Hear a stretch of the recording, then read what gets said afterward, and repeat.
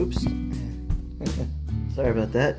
Okay, so these are a pair of shoulders. Really, really old shoulders that I've been wearing for a long, long time.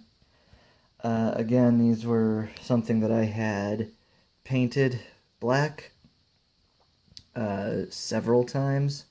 Whenever they started looking bad, I would just paint over the top of it. Anyway, I just spent about an hour and a half or so with the drill and the stripping wheel and then the buffing wheel, and this is as good as these are going to get. So we're gonna have some fun. We're gonna try to blacken these, and I think I've learned a little bit from blackening the helmet. I have an idea about why maybe it didn't go as well as I wanted it to with the helmet, so we're going to experiment on these and see if my theory holds true. And you know, if it doesn't, it's fine.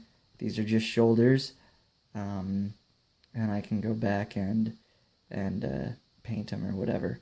But we're gonna try this and see if it works. So here we go. All right, so here we are. This is one coat, and you know, when I was doing the helmet, my thought process was slather the stuff on as thick as possible, thinking that that would equal a darker color. But obviously I don't know anything about metalworking or how this chemical reaction does what it does. And about halfway through, or rather 3/4 of the way through the helmet, I started to run out of the bluing paste, and that was a message if you heard that.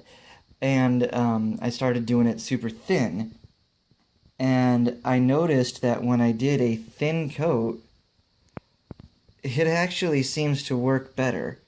The paste, like this was, sorry, another message. This one was done first, and you can see like the paste is almost like sinking or seeping into the metal. And this one was done last, so you can see how there's visibly more paste on that one than the one that I did first. So I think part of my problem has to do with using too much of the paste. So we're going to follow the step-by-step here. This has now been sitting for about a minute. So we're going to rinse with cold water and gently wipe off the excess. And then we'll hit it with another coat or two. But these already look better than the helmet did on its first coat. So a little hopeful.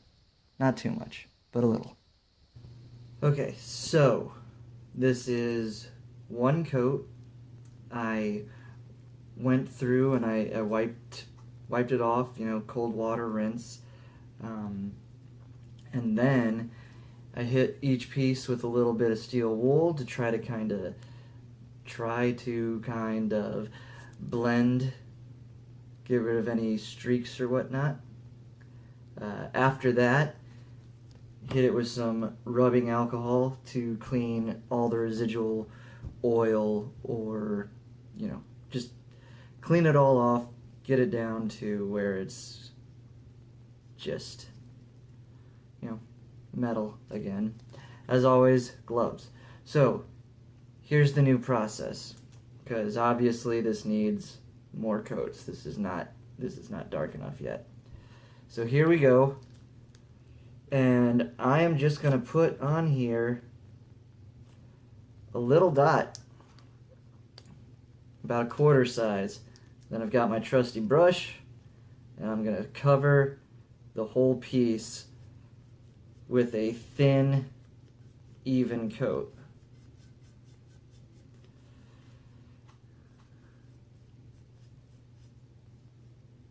And there will be enough on this brush because I actually squirted a little bit too much of stuff on here.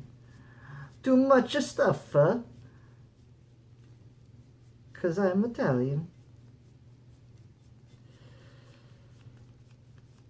Go back over it. And you can see, I mean, it noticeably darkens right when you start putting this stuff on, so yeah. Had enough left on the brush. Don't think I can do this whole piece, but I don't know, maybe.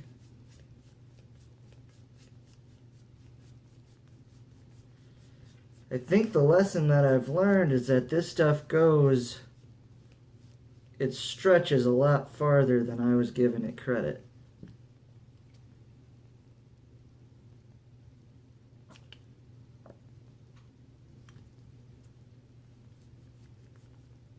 No, get out of there.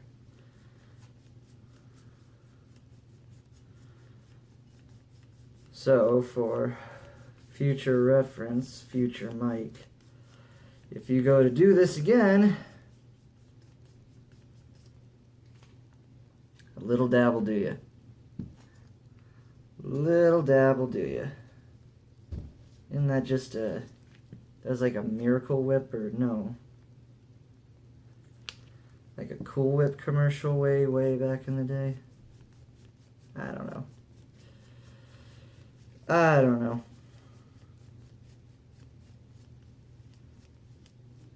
So thin layer, but make sure that thin layer covers everything.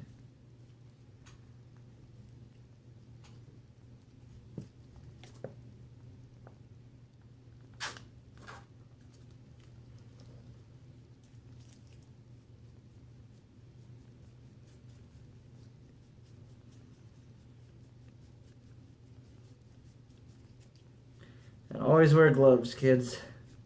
This is essentially acid in paste form, so getting this on your skin would not be the most pleasant experience. No, you're not gonna like melt your face off, but it will start to burn after a while.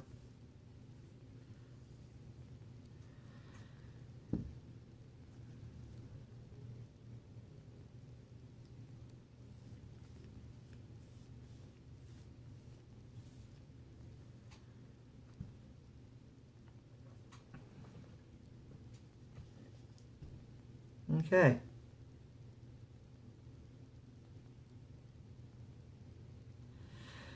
Yeah, okay, so at this point we just let it sit for a little bit and then kind of gently rinse it in cold water. And it's just a matter of literally rinse and repeat. So I'm gonna get to it and I'll come back when it's all done. Okay, so it's working, and it's working really well. Here's the rub. I have enough of this left over, this paste, to just probably barely have enough to finish the shoulders completely. They're not quite there, but I think one more coat will do it. Here's the rub. I'm sitting here, my helmet's just over there, and I've been staring at it, and you know how I'm not just super happy with the finish on it. Well, I have the liquid stuff still. And I'm wondering if I can finish it with the liquid stuff. So I'm seriously thinking, I got my little cotton dauber guy here. What if I were to use the liquid stuff as my last coat on here? Again, they're just shoulders, so they're not super important. I mean, I do want to look good. And that's the conundrum, is I always want to look good. And I've got an event coming up this very next weekend. and I need my armor. So, you know?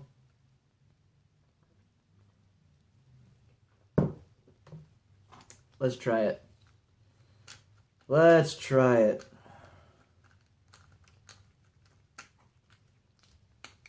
Stuff hasn't even been opened yet. I had a knife around here somewhere, maybe? Thought I did. See, this, kids, is why you want to keep a clean shop area. So you can find stuff when you need it, instead of having to dig all around everywhere.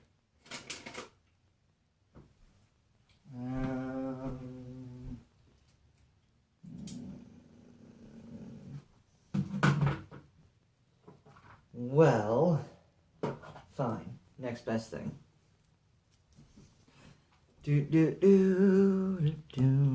Pop in a hole in you.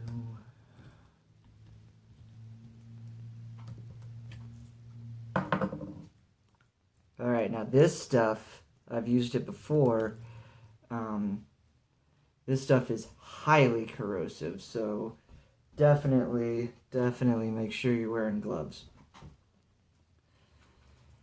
And with this stuff, you'll see it start acting pretty much right away.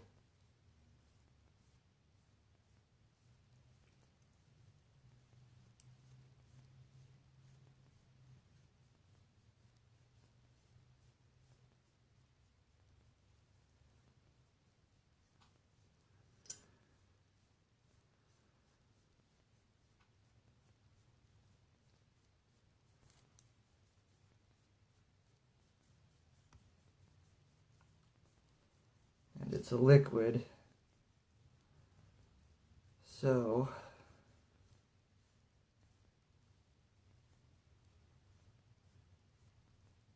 one dip ought to do it. I'm just going to do the one shoulder with this stuff and see what happens. That way I can come back and fix it if need be.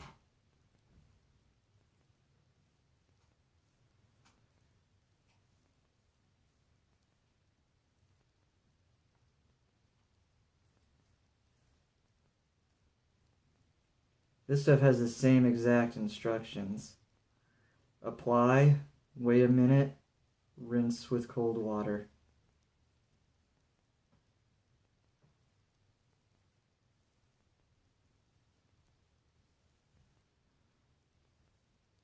So we'll just see. We will just have to wait and see. I'm going to do that now.